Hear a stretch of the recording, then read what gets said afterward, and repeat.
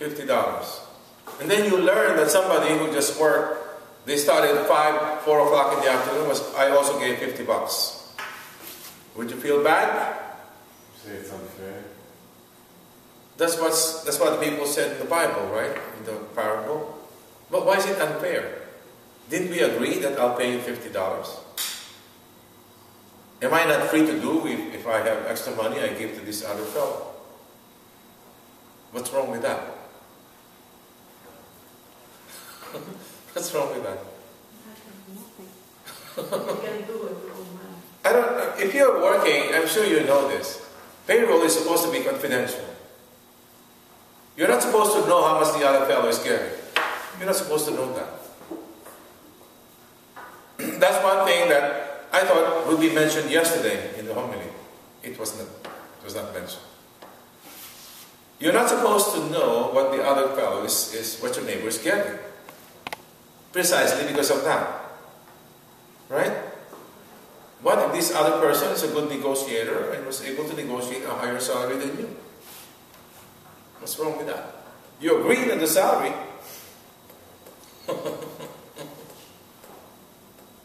What's wrong is, if we agreed on a certain amount and I pay you less than that, then that's not good. But if I pay you as we agreed, what's wrong with it? You see the case here? Now, let's talk spiritual. The idle apostle, the call to work in the vineyard. Some of us are called early. You know that? You see those young altar servers? They're called early. Some of those, of course, they don't stay. But some are really called early. And some are very, very old and still not called. And what can we do? God's ways are apart from ours. You know that?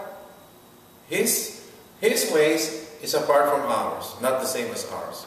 And God has no time. We do. He has no time. So that's the meaning of this. God can call you anytime. It doesn't matter what time God calls you. Who of you has been called? Very good. I forgot. I'm in St. Peter's. Yeah. Nobody. Okay. I know when I was called.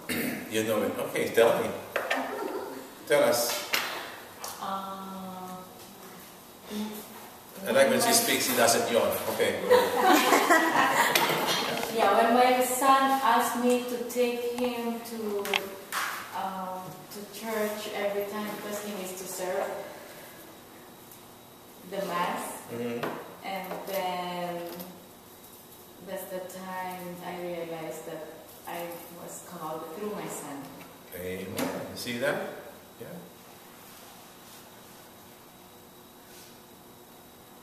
Anyone else who has been called?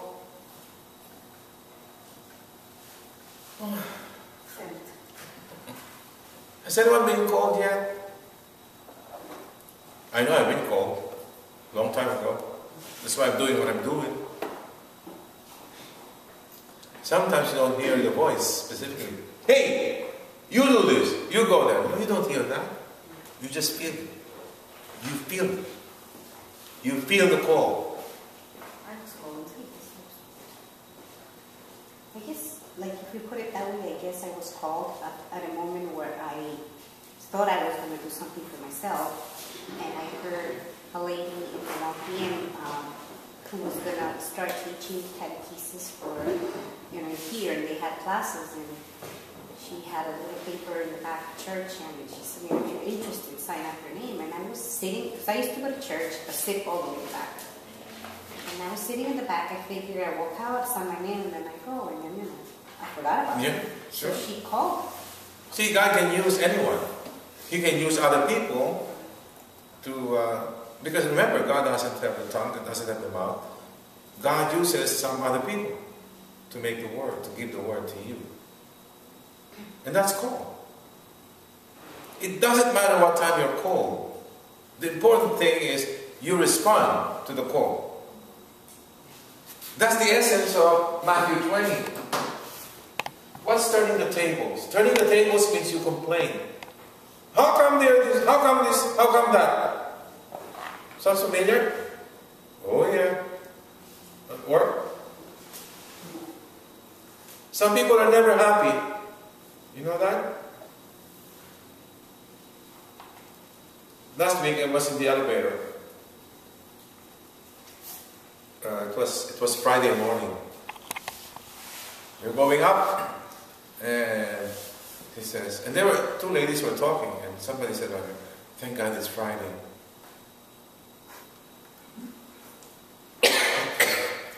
I couldn't help it. What do you mean, thank God it's Friday? You don't have to work tomorrow?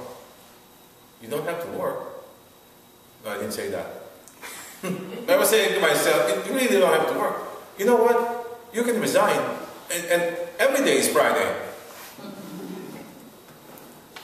The problem with us is, we complain a lot, we whine a lot. That's the meaning of turning the tables. We look at other people rather than ourselves. We tend to do that. That's what the parable is about. Not fun. Again, and surprising salary. Do you know who were called first? The Jews. Right? The Jews were called first. Did they respond? Some of them did.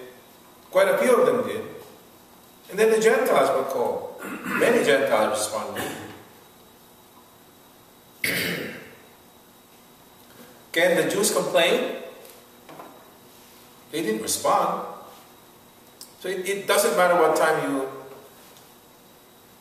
it doesn't matter what time you are called. The important thing is you respond when you're called. You respond right away as soon as you're called. It's not C-O-L-D. It's C-A-L-L-E-D when you are called. The question is, you have to discern whether or not you have been called. Because if you don't respond when you're called, you know what happens? You become an idle apostle. God is sending you, but you don't go. This is my call. Just sit there.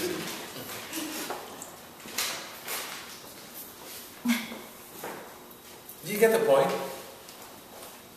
There's nothing worse than being called and not responding. By your silence, it makes me worried. Because I have a feeling that you have been called. It's just that you're not listening, you're not responding. That's a bad sign. Again, some of us can be called early. 6 a.m. means you're called while you were young. Some of us are 98 years old and still not called. What can we do? I mean, that's God. But as soon as you're called, you got to respond. And don't tell me you don't have gifts. All of us have gifts. If you cannot smile, something's wrong with you. Smile is a gift. Smile is something you can give to those who are down. Right? Or the gift of listening. Some people need somebody who would listen to them.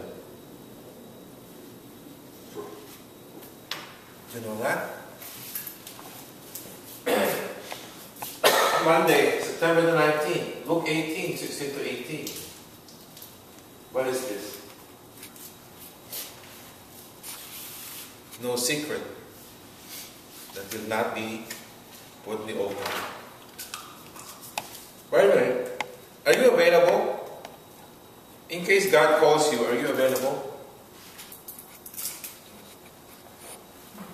Or you're busy? I'm busy cooking.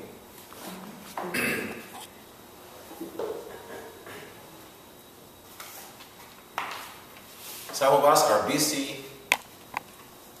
Oh, I have many appointments with my beautician. I have to have my warts removed. My varicose veins must be something. I don't know the name. Sunday is clear? Monday.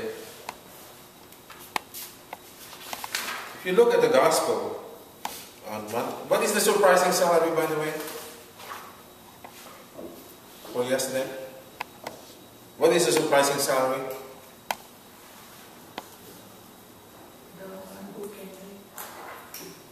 The surprising salary is heaven.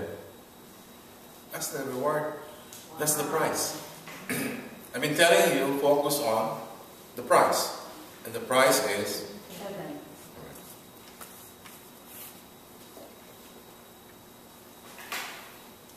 if you have been catechist all life, if you're a priest all life, if you are a deacon all life, you're a pope, and then you see somebody who is not even going to church in heaven, would you feel bad? No. I won't be surprised if I see Saint Anne in heaven. It's okay. I prophesied it.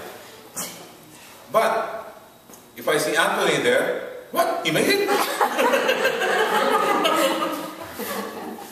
How'd you come here? Is that a good attitude? But isn't that what's said here? You don't deserve to be here. Only us. What kind of mentality is that? Have I given you the right perspective of the parable? If you look at it that way, you won't feel bad. Even if those who started working at 5 p.m. will still get the same reward. What could be more profound than the good thief on the right-hand side of Jesus? He was bad all night until that fateful Friday afternoon. Lord, please remember me when you get to your kingdom. And what did the master say? This day you will be with me in paradise. But not all of us will have that opportunity. Which we do, right? If we can only talk to Jesus. You can do all kinds of silly things and bad things all life. And then, when you get to see Jesus, please remember me. And then you made it.